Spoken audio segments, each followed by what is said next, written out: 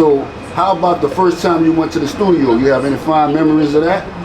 Well, the first time I actually went to a actual recording studio, I think was 1989. By then I had met Gregory D. Well, Gregory D was one of my uncle's friends, and he was kind of a stable in New Orleans hip hop at the time. Right.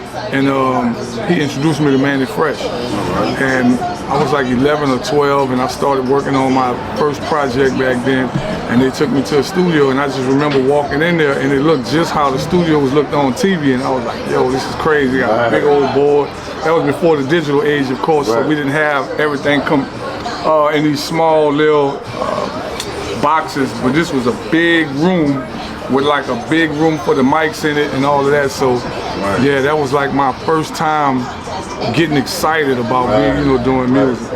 So let me ask you this. Were you scared, or did you freeze up when it came your time to rap? Back then? Yeah. No. No? No, I didn't. Straight to it.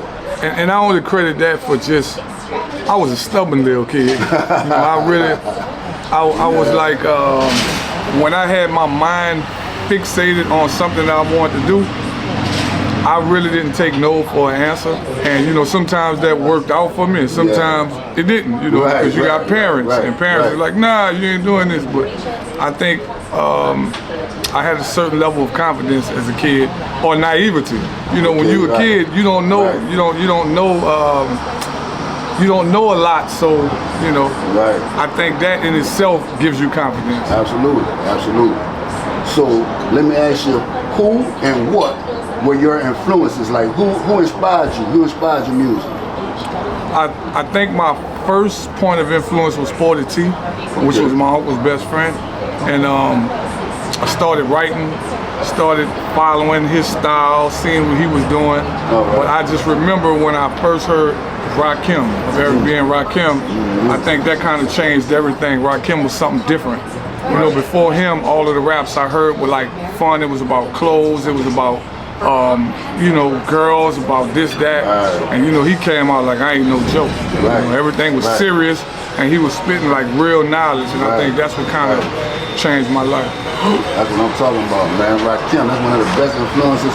I think guys around our age bracket, Rakim kind of influenced us in several ways. So yeah, I agree with you with that. I feel you when you say Rakim, man. Shout out to Sporty T, man. You see Sporty T was one of the influences as well. So that's a New Orleans staple rapper. Yeah. So music, especially rap music, has changed from back then compared to now. Right. In what ways would you say that rap music has changed from then to now? One of the ways that it's changed is accessibility. Like back then, I think record labels served as like filters for artists or who was deemed to be commercially marketable. Right. Whereas in this day and age, anybody with a phone can put a song out, right? And that's a great thing because it makes everybody independent.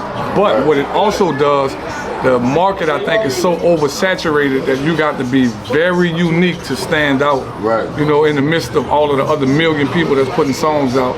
And I think our attention span is so short now because we have so much access to so much information that you have to really, really be doing something that's very unique, very different to grab people's attention. All right. And I think that's what's different from then to now. Absolutely. I agree with that, though. I agree with that because back then we didn't have that much access to get to a studio to be able to make a song like you can. It was expensive. Right. It was very studio expensive. time. You know what I'm saying? Everything that goes along with that. Pay the engineer, producer, and all of that. And now they got apps that engineer the stuff for you. Absolutely. Absolutely. Yeah, it's different.